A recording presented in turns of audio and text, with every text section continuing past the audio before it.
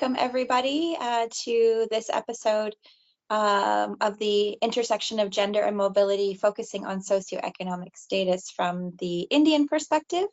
I'm really pleased to be the host of these webinars and to start these conversations to understand how women or people identifying as women experience mobility in the intersectional ways that we all move through our cities. As has been mentioned prior to the recording, but also it will be mentioned in the chat, we are looking to see if there's other topics you'd like to hear about. So please feel free to give your ideas and we can explore how we can possibly cover those topics. And if you have experts that you think are vital in this conversation to provide space for their voice, please let us know. And you can do that through Women Mobilize Women whenever you feel. With that, today is the third of 3 episodes focusing on the intersectionality of gender and mobility. And today I'm very pleased to be joined by Sonali, Vyas and Sarika Panda to discuss the Indian perspective. And what we will do now is we will play the recording of my conversations with Sonali and Sarika. And after that, we will come back for some questions. And of course, if you have questions throughout the conversation or throughout the video, please throw them in the chat and we'll try to address them later. But with that, I'll pass it on to the team to start the video and we'll see you afterwards.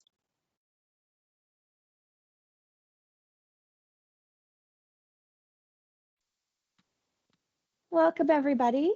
As we know, as we've learned in the previous episodes, the intersection of identities and experiences produces different experiences and perspectives for mobility for different people. So as a result, a gender-sensitive mobility transition is about more than one's identified gender, impacted also by one's age, ability, economic status, and geographic location, among a bunch of other myriad of intersectionalities. So in this Women Mobilize Women webinar series, we're going to dive into those topics a little bit further, really looking at the intersectionality of gender and mobility over a series of 30-minute episodes. My name is Melissa Bruntlett, and I'm an inclusive mobility advocate and Women Mobilize Women ambassador.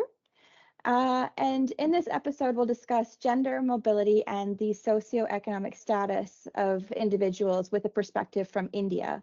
When we focus solely on gendered experiences of transport, we can often overlook the economic impact of access to transport and mobility or the lack thereof, not just in terms of the cost of transport itself, but also the lack of essential services such as education, healthcare, and employment.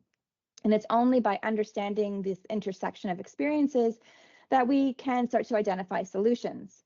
So today, I'm very happy to be joined by Sonali, Vyas, Associate Director at Safety Pin, and Sarika Panda, Director of Nagarro and the founder, Trustee of Raahgiri Foundation, to discuss the Indian experience and including looking at the barriers to access as well as successful solutions in helping to create more inclusive mobility.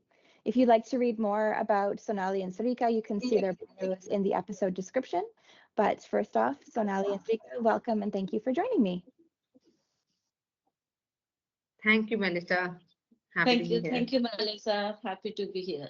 Wonderful. So before I jump into my questions, can you give us a perspective of where you both are located geographically in India? Because, you know, as we know, India is a large country, and so there's different experiences depending on where you are. So can you just give a sense of where you're located? Yeah, so I'm located in Gurugram, which is a suburb, basically a satellite city of next to Delhi, in northern part of India. Yeah, so Sarika and I are both located in Gurugram, yeah, nearby. Okay. It's part of a capital region. Perfect. Okay. So then going into my first question, Sarika, I'll start with you. How does cost impact the access to mobility for everyone, but particularly for women in India? Yeah. You know, cost acts as a really significant role when it comes to mobility in India, impacting both accessibility and affordability. Especially, you know, if there is lack of public transport system and lack of walking and cycling infrastructure, then it's not just that you are safely using mobility, but you cannot afford to buy a vehicle, which is also again not sustainable to own a vehicle, every household or every person in the household owning a vehicle. But in India, most 80% people are dependent on whether walking or cycling or using public transport system. But somehow costs really play a very deterrent role when, especially with the women, where they cannot even afford to travel by metro, for example, spending that 70 rupees to 100 rupees every day to travel for your work or for socializing or for health.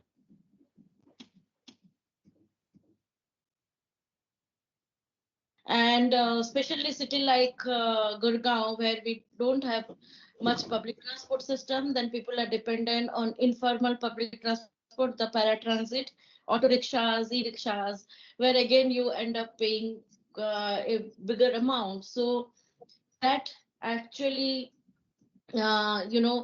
impacts employability of women, accessibility to healthcare, accessibility to education, and further various socio-economic disparities. So it really plays very, very important role when it comes to mobility, especially for women in India.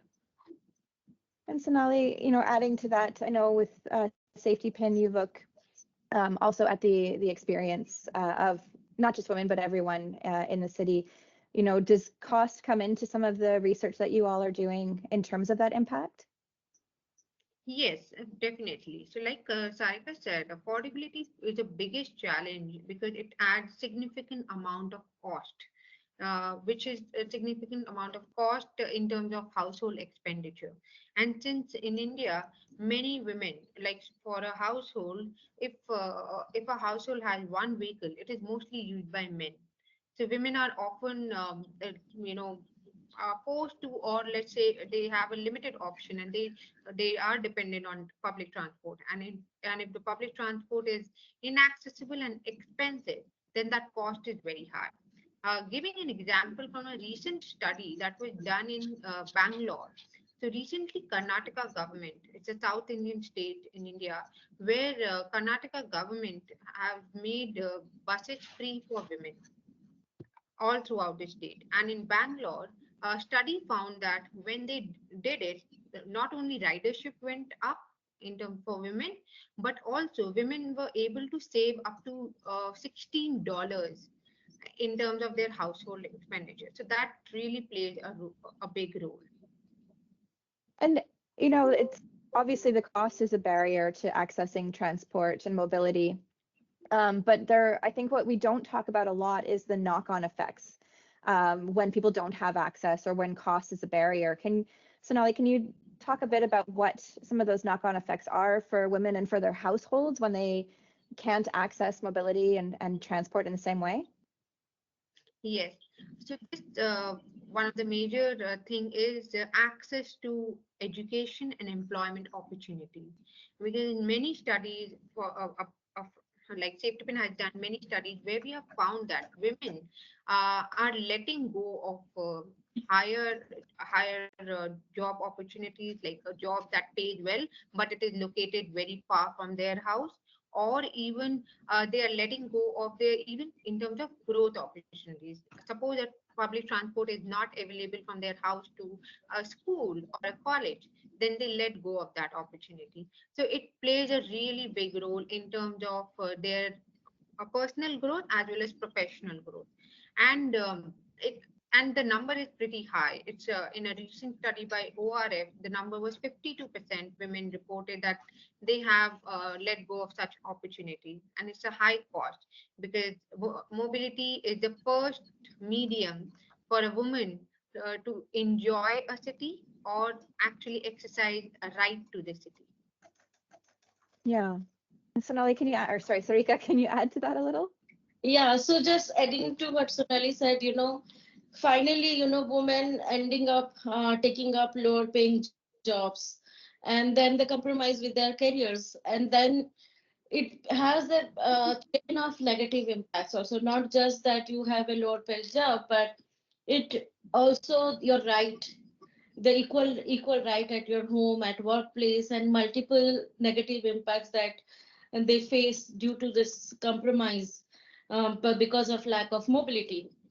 Second thing also, it's restrict mobility. This restriction in mobility lead to social isolation also, and you know you're not able to go for socializing, or you not able to go to any nearby public spaces or anything. That's also gives little bit of restriction, where mostly women faces this kind of challenges.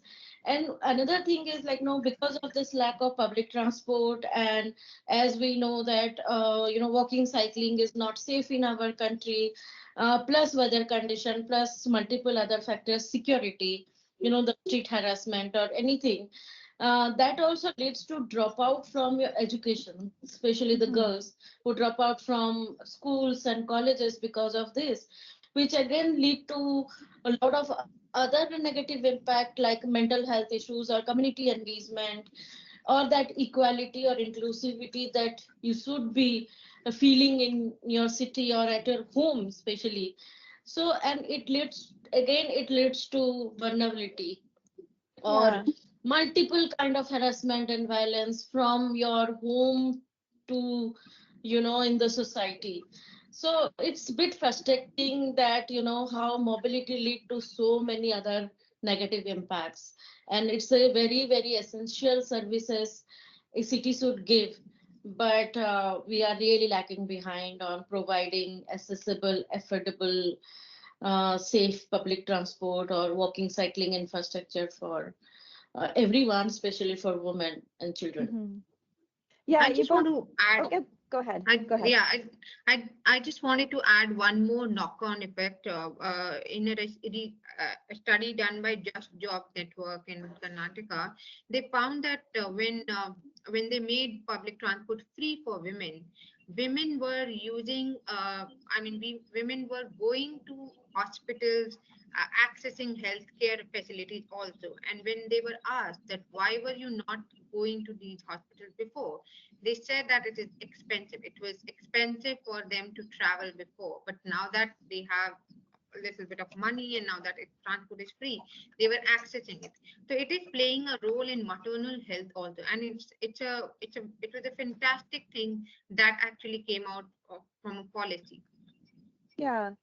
Well, and it's interesting because we both discussed obviously the knock-on effects on education, on finding work, and Sonali now just talking about healthcare access. But we don't necessarily discuss, even, and not just in India, but globally, we don't discuss what that means in terms of if women are taking part-time work or lower paying work, they're also not traveling during peak hours anymore. And so the way that mobility is available to them in terms of time also impacts that accessibility, because most transport networks, at least that I'm aware of, tend to focus on those peak hours. And by taking lower paid work, part-time work, you're not necessarily working traditional hours anymore. So Absolutely. go ahead. No, yeah, absolutely. That's the challenge, and that's the where we need to address, right? That this is the need, and it cannot be compromised. It cannot be, the government has to provide this basic mobility services for the citizens, especially for the women, for creating that equal opportunity for them. That's the key. And yeah, and since care work, it mostly falls on women, and women often trip chain it. So the public transport planning has to be done around the needs and their mobility patterns, and not just the traditional way where we have been planning our cities. Our cities need to be much more dense, as well as we have discussed these concepts of 15-minute city or care blocks from Bogota. So these are very interesting concepts that are coming out. And another initiative that a government can take is the request bus stop facility, which has been in India in two states. We have tried that in Delhi as well as Hyderabad, where a woman can request the conductor or a bus like after evening hours or after dark hours, say 8 p.m. or 9 p.m., to stop the bus near her house and not just the designated bus stop. So it plays a role in terms of ensuring safety as well as safe last mile connectivity. Mhm.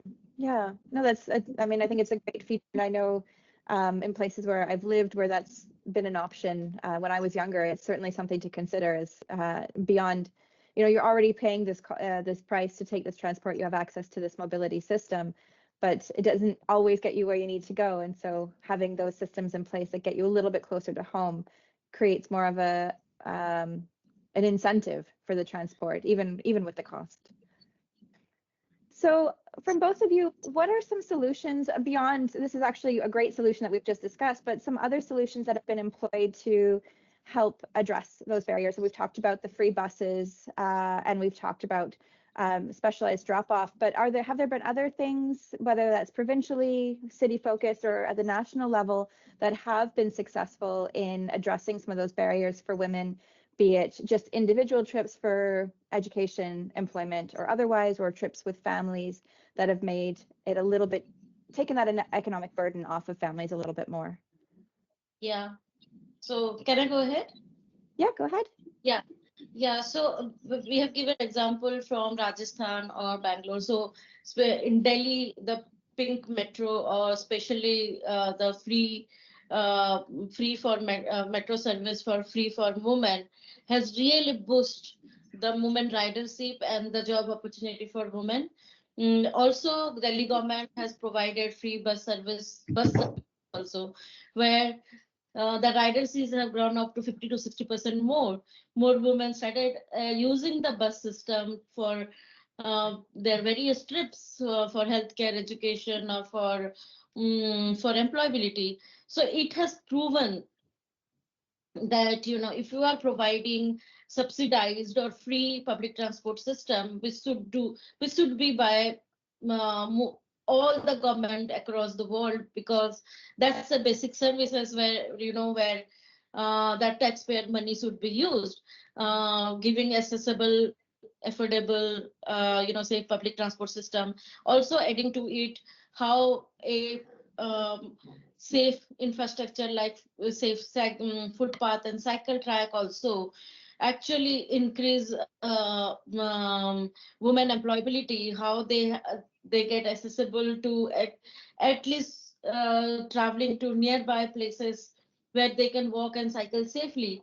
So a few examples we have seen in multiple cities like Pune, Bangalore, Chennai, now in Gurugram and Delhi, Bhubaneswar.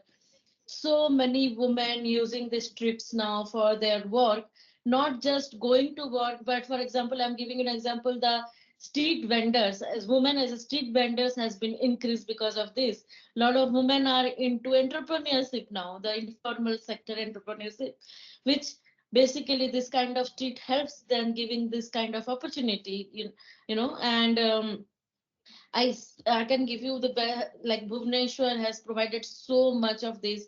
Now they have not just excellent public transport system for women. It's free, but it's not just Bhubaneswar, but entire Odisha. They have provided buses for women, and especially for students. They have giving subsidy for those traveling, very minimal price, where now students are accessible to schools and colleges. Also for the healthcare, I got to know a lot of this anecdotes and impressive stories from student community, especially women.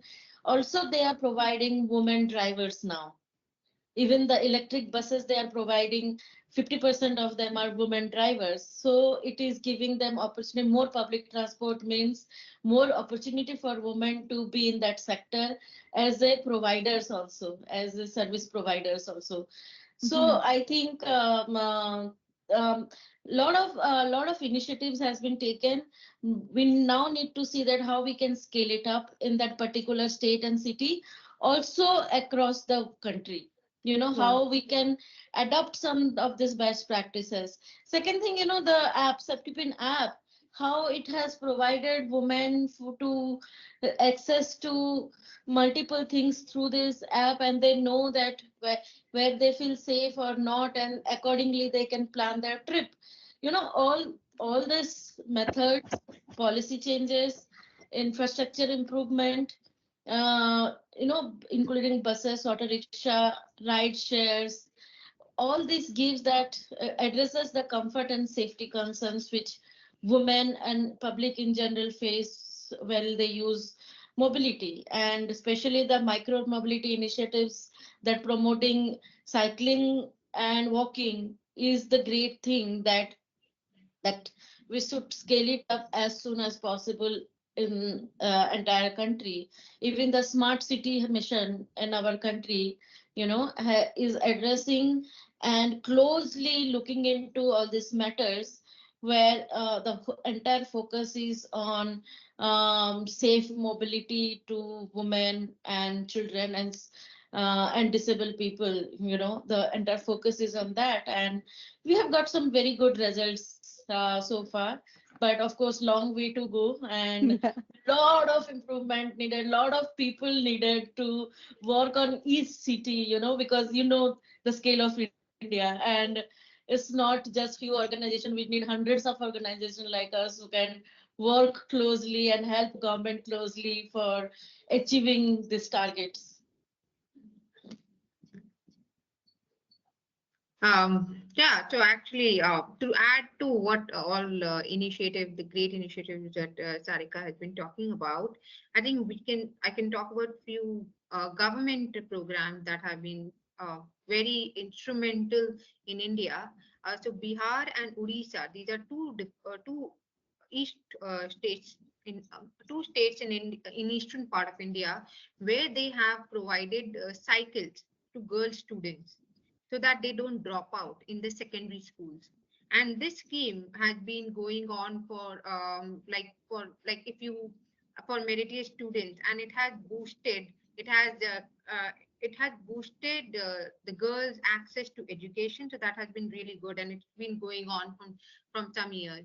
The other initiative that I can think of is very important in terms of saving the cost as well as integration, is multimodal integration apps that have come, because in mega cities you take more than one form of transport. It's metro, bus, and especially cities like Chennai, Delhi, Bangalore, all these mega cities of India, they do need a multimodal integration app where you can plan your journey.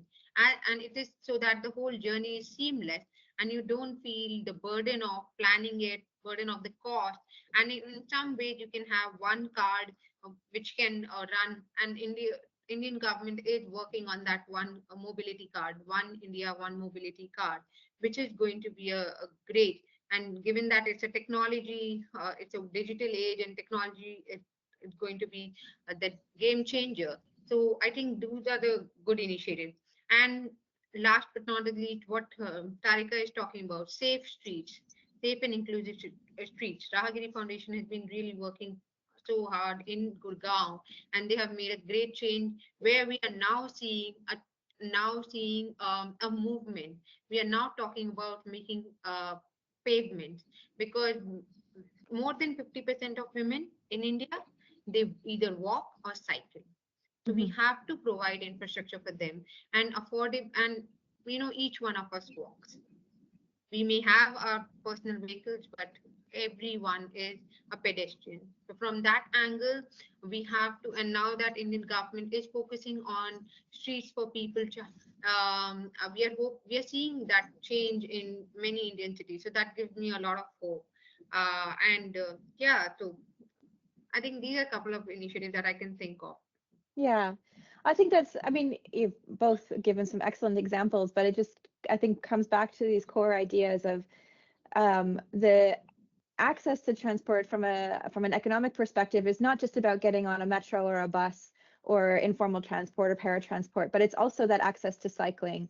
Not everyone can afford a bike, so the initiative, Sonali, that you mentioned is a great way to not just provide that mode of mobility for somebody, but also make sure that they still have access to the economic system through education and then therefore through employment. And Sarika, the examples of, and I think this is something we need to talk about more, we are seeing more and more about this, how to integrate women better into the transport sector as operators, as administrators, as professionals like the three of us, that it not just provides that economic opportunity for women, but it also builds that knowledge into the system where they can give those experiences to others to help understand what are the barriers, because historically maybe the men doing it might not understand what women experience through care trips, or just that barrier to education in the beginning, or barrier to healthcare services.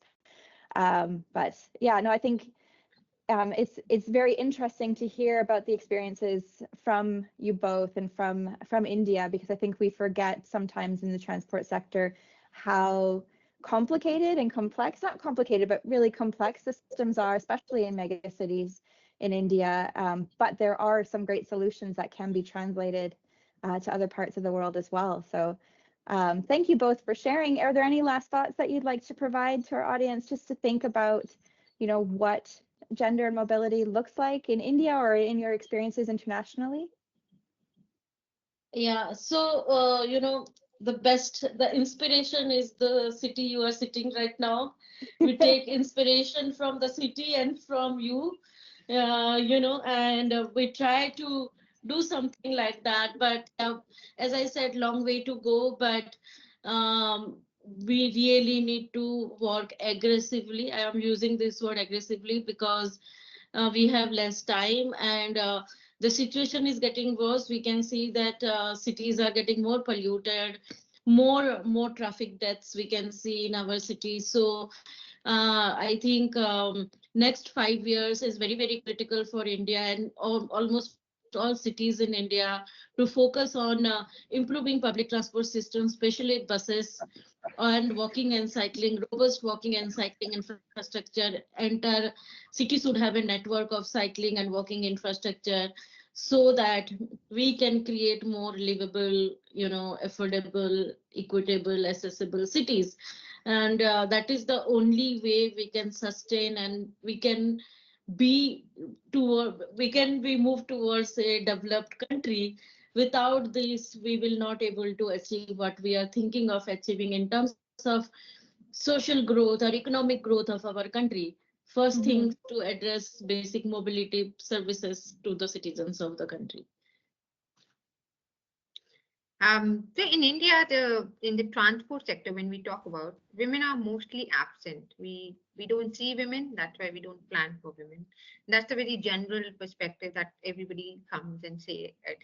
And I think that with the initiative, with the affirmative hiring policies in transport sector, where we are having women drivers, conductors in front of us, I'm hoping that more and more women will be encouraged to join this male-dominated sector, and break this myth that this job is only for people who can work long hours, or they cannot, or they, uh, yeah, just physical labor and all. So I feel that that myth needs to be broken. We need to make this sector more gender inclusive, and as well as we need to have more and more women owning, taking ownership, as well as they need to claim these public streets. They need to come more and more in public spaces and own it up. So that's when we can make our cities safer, inclusive, and equitable for everyone. Wonderful. Thank you so much. Yeah, I've really enjoyed listening. I love the opportunity to learn about different places. I haven't had the opportunity to travel to India myself, and hope to in the near future, but to be able to learn more and broaden my perspectives of what to think about. I really appreciate the discussion, and thank you both for joining us. And if people would like to connect with you to ask more questions, how can they do that? So we are very much in our social media active, and also our email IDs can be provided.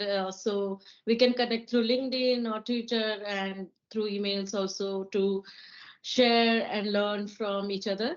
And also, Melissa, we are looking forward to host you in India. So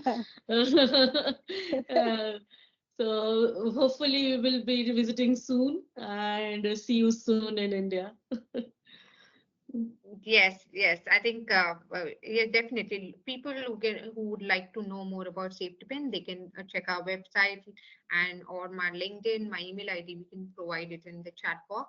As well as we have an app called My Safety Pin, which is free on Apple and Android app, where you can download it and do a safety audit, look at data around the city. So we have data from about 75 cities globally. So people can just look at the safety information, like which city, which areas are safe according to people. So it's a great app that you can explore.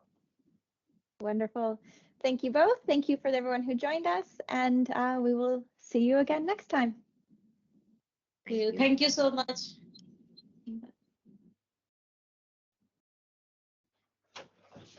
Welcome back, everyone. I believe that because they're so busy, Sonali and Sarika were not able to join for the Q&A part of today, but I thought we might switch it up because we've got a few people from varying global perspectives, and so I thought maybe it would be handy to start a discussion if anyone is interested.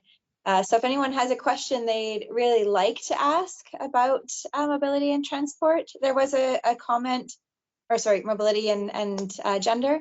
There was a comment in the chat about how the conversation was really focusing on accessibility and affordability. And I wonder if anyone is sort of working in this space and would like to, is comfortable sharing some of their thoughts or perspectives.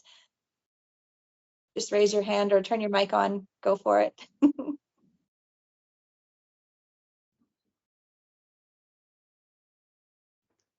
Yeah, go ahead, Anya. Thank you. My name is Anja. I'm working for the Bund-Länder-Programm, which is an English German government and federal states program. And there we are currently together with the state of Berlin, which is represented here in the call even from Manuel Risch, and also with our implementing partner, Asia Berlin Forum, which is represented here by Martin Rauschenberger. And together, I'm coming to the point of gender mobility now in a second. And together we want to also, very importantly, with the Sumaka program, the big mobility program in India, and also with the Green Living Lab in India, in Bangalore, we want to do an open innovation process in Bangalore, in India, on the topic of gender and mobility. Actually, it's already the second phase. We did that last year, and Sonali from Safety Pin was one of the participants in the cohort to pitch her solutions or their solutions. So I think I speak in the name of the whole project group. We are so amazed to have this episode on gender and mobility in India here. So we are super happy to connect to all of you and to others. So if you have any hints or whatever. So we are now heavily preparing that event. And I already see that Manuel also wants to say something, because one, of course, of the goals is to, because we were talking about Sonali was talking about how important it is to see what other cities are doing. So here, what is the city of Bangalore doing? What is the city of Berlin doing? Is part of the overall networking on gender and mobility there. There is even an MOU between the government of Karnataka and the government of Berlin, where mobility is a focus. So we are happy to have now the even more concrete focus on gender and mobility, and looking forward to that and to any networks coming out of that. Thank you. You're welcome. Manuel, you wanted to add to that? Yeah, thank you very much for the for the nice introduction, Anja. So I don't need to repeat that. We have a UMBI project going on to tackle the same issue. I have actually a question, because also for me this whole issue is quite new. But I was wondering if there are specific problems, so to say, or specific things that occur only in India or in some Indian regions that are very specific for that country, for that region, which don't occur, like, let's say, in other either Western countries or in other developing countries. And to add to that question, are there maybe any specific solutions already that are implemented in India, which are not, which we don't see in other countries? For example, they already mentioned the 15-minute cities, that everything is in the reach between 15 minutes. I mean, this is also something that we learn about, or that we hear from other cities like Paris or other European cities. But this would be quite interesting to me. Like, are there any specific challenges, and are there specific solutions already from India? Great question. Do we have anyone on the call who's a little more experienced with the Indian perspective that maybe can provide some insight now? Otherwise, they can connect with you, I'm sure, in other ways via LinkedIn or otherwise. Any hands? No, doesn't seem that way. But I think that's a great point. And I think one of the things, Manuel, that I would add to that is that perhaps it might seem like it's an Indian challenge or Indian unique challenge, but I think one of the things that we've learned through these processes is that oftentimes there are other places around the world that are having similar challenges. And so one of the things that I think is quite interesting about this network is that we get to learn from other global cities about what their challenges are and what we can apply in different contexts. Martin? Yeah, I was actually quite amazed of like at that very teeny tiny small takeaway.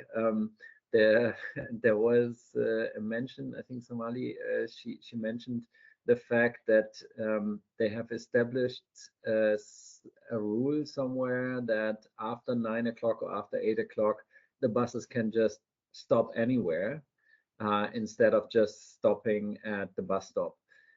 Which then significantly like shortens the way home for women who then have to do the last mile.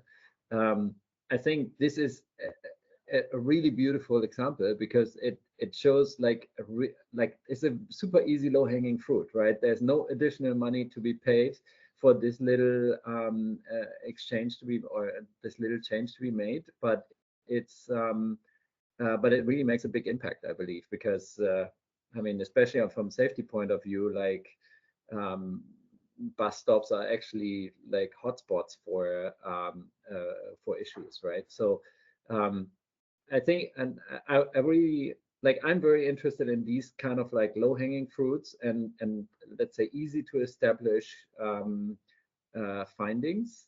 So if anybody can share more of them, I'm really happy to hear them. Aravinda, I see you have your hand up. Would you like to share? Hi, everyone. I am from WRI India, and I work in the space of gender and mobility. So I have 2 points to add to this. I can't say this issue is unique to India, but it might be more pronounced in India given the proportion of the people who are in low-income segments. So there's a huge social background to expecting women in public spaces, and there's so one of the first things that happened when any of the states, any of the examples that Sonali and Sarika shared, where free public transport was introduced, was this whole backlash that why are women alone given this privilege of traveling for free, and this sense of this notion of them being afforded this free ticket on the back of taxpayers' money, which comes exclusively from men. So there's a good deal of sensitization that has to happen. So sensitization formally is being taken up. Transport workers, crew members are being sensitized, but then there's a good deal amount of awareness that needs to be created as to why women's trips inherently cost more than an equivalent trip by man because of the travel choices they make that need to be more comfortable or that need to match their timings. So this is one instance that I wanted to add to it. Here's one solution which I think may be unique to India or countries where paratransit or intermediate public transport is more common. So we have the auto rickshaws or the tuk-tuks that may be the equivalent in other countries, which are which bridge this gap between private vehicle, which is very flexible, and public transport, which is affordable. So now these intermediate public transport, the auto rickshaws or the share autos, they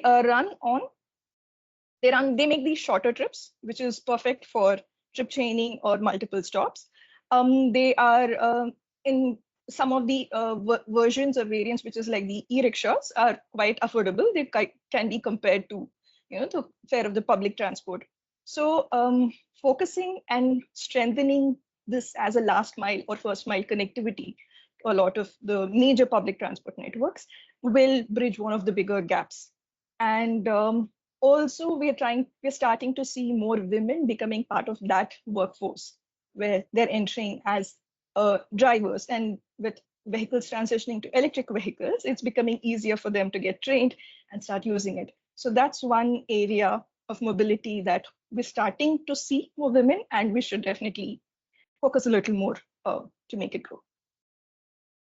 Great, thanks for those examples. I think that's super helpful to keep in mind in terms of the complexity of public transport options, as we discussed a bit in the webinar, but as you've just pointed out, Aravinda, thank you for that. With that, we are pretty much at time, so thank you for those that provided some context afterwards. If you'd like to stay in touch, Julia has been so helpful as to put the email and social media contacts in the chat. And otherwise, we look forward to potentially continuing this with new episodes, and I'm going to pass it on to Julia from here. Thank you so much, Melissa, for moderating this session, and thanks everyone for being here. I just quickly want to reiterate that we are looking into the possibility to have more sessions in this webinar series on gender and mobility. So some of you have already shared ideas for further topics, but please don't hesitate to reach out to us also via email or on social media. And just want to advertise, because a lot of you are working in the field of gender and mobility, that Women Mobilize Women is currently preparing a new platform called the Global Alliance for Feminist Transport, where we want to connect all these dots, make your work more visible, and just give everyone a quick and easy overview of all the amazing global activities going on in this space of feminist transport planning. So I will also share a blog article on our plans in the chat, and look forward to hearing from you if you have any suggestions or ideas for that. Stay tuned for the launch coming soon, and have a great day, everyone.